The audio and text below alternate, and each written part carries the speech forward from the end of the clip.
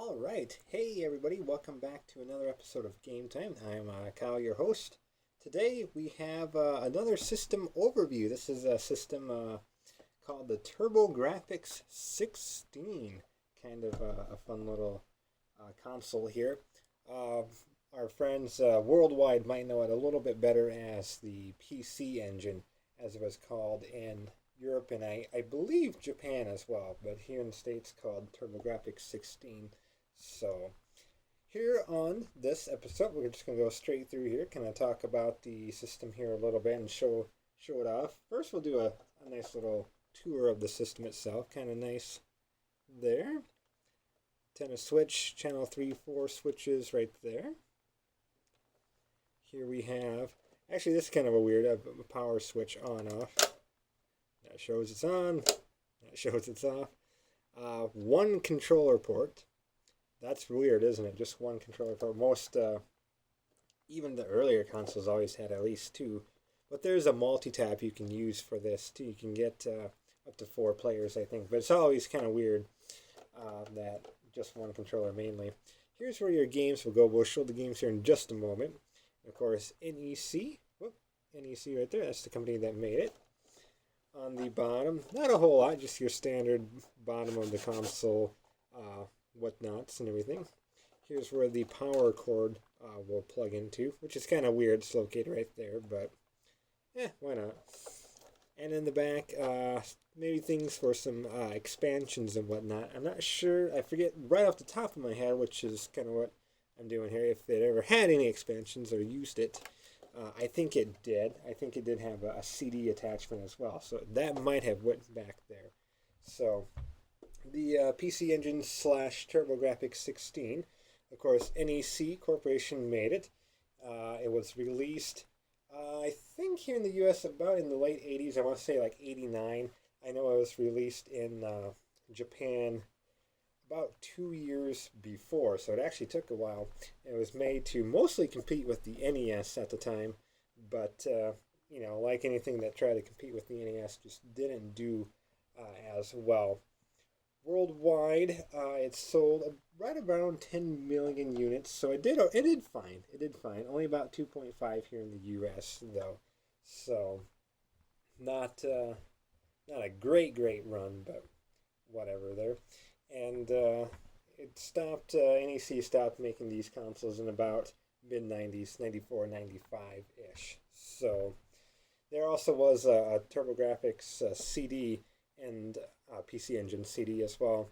And there was one called the Turbo Duo, which actually played these games as well as the CDs. So games themselves are on HuCards, which look like this. This is Bonks Revenge, by the way. And that's the actual, game right there. It would go into the console like so, and you would turn on the current system, and there we go. There's a nice little latch here so that the games don't fall out. There's a little latch right there, so you can see how that works. So I have a couple of these games. Most of them, came in. There goes one. Came in nice sleeves like this. This is Legendary Axe, a fun little game there. You can just pull them right out. So, and yeah, they're called HuCards, HU card. Yeah, Galaga 90. This one's a little beaten up, but as well as instruction manuals for some of these that I have. Pac-Land, for example, nice little instruction manual, like everything else. Kind of shows off the controller there. We're going to take a look at the controller next. So, fun little manuals. Here's again Legendary X. Lots of fun. It's not great. A lot of people really like it on the Turbo Grafx. I think it's a fun game. I like it, but I definitely played some better games. But it's fun. I think it's a must-have. If you have the system, you'll like the thing. There's the controller right there. Very reminiscent of the NES. They got the D-pad. No A and B, but you have 1 and 2. You have sort of these turbo buttons. A la 1, 1, 1. So turbo there. A select button and a run button. No stars, just run. I never did quite get it, but hey, we'll go with it. So it's a wired controller, and almost kind of like I don't know, Sega type plug-in right there, but it works. So, yep, that's that. And it, as I said, it goes right in there. And there's a multi-tap where you could put in more than one controller. But it's kind of weird that system didn't come with that. I mean, everything prior to that came with that. You know, Odyssey 2 had two controllers. The Ataris had two controllers. NES at the time, Sega Master System. So, that's weird. So, power adapter as well. Highly recommended to get an original power adapter. The one, I won this, no, I bought this off eBay or Amazon. And the idiot who sent it to me just gave me like a third-party adapter, which it works with the Sega Genesis. And if anyone tells you that it does, you know, I had to look at the voltage because for some reason it just wasn't working. The adapter he sent me wasn't quite as powerful. It was like a 9 volt. And here you see it needs at least 10.5 volt, 730 milliamps. And I think the adapter that he sent with it wasn't quite as powerful as what this needed. So I don't know what the deal was there, but yeah, the adapter was, you know, an official Turbo Grafx adapter. Really wasn't all that much. And I got a pretty good deal with the system itself. It came with a couple games. I bought a couple more to go with it. And I only have just a few. This is actually my entire collection. But I'll look to add more. And there's a lot of games I do want to get. There's Blazing Lasers, Splatterhouse for sure I want to get. So I could easily double this collection pretty quick. So what we're going to do now, we're going to plug in the system and we'll play, well, what's on top? We'll play some Bonks Adventure. And we'll see how, this is a famous arcade game, Galaga. We'll see how Galaga 90 edition works on the Turbo Grafx 16. We'll plug it in next. Alright, Bonks Adventure from NEC Hudson Saw. Hudson actually had a lot to do with a lot of games too. You see some absolutely great Bomberman games on the Turbo Grafx 16. I love my Bomberman. I need to get him. So here we are, we're playing with the original controller on the original console and the original game. Exactly how it should be. So, looks like I got frozen up here a little bit. So I'm going to just shut off here real quick. And regret starting my intro while the game was still going here. Alright. No problem though. So, sit back. Push run button. I hate that. It's run instead of start. Oh, I get it. So there we go.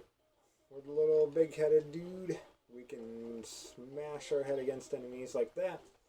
It's not, you know, a lot of people like Bonks Adventure. It's a game to be had if you have a Turbo Grafx. I'm not a big fan of it. I don't know. It's just, I'm not, there's probably some people who like it more than I do. Oh, I see what we need to do here. There we go. But there is no denying it. It is a fun platformer, though. If you like platforming games, and I do, I enjoy my platformers, especially old school 90s. Every time you get hit, though, it's always some weird animations. Very like, I don't know, Ren and Stimpy or something like that.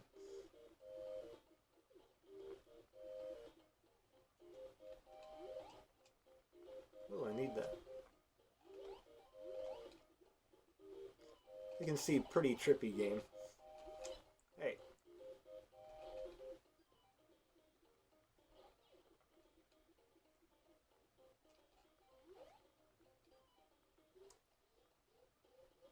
Here's the power up. He looks very, very upset. Oh. I'll take that.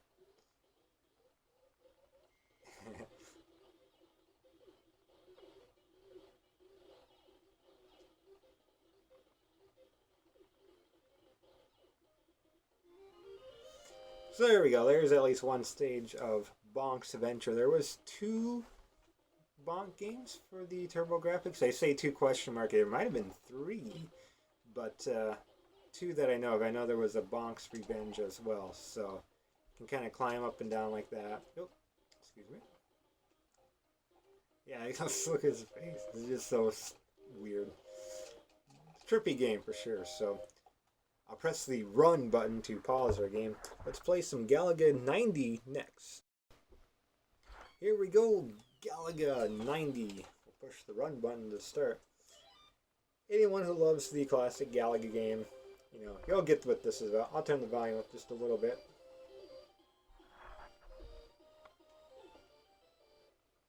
Our volume go down.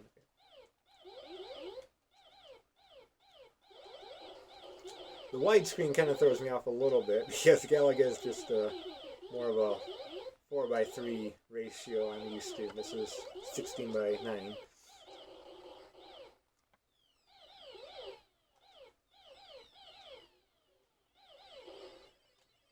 Let's get abducted here. We'll play a stage here. I think a lot of people know what it's about, but just kind of show how Galaga runs. Nothing beats the original classic Galaga, though.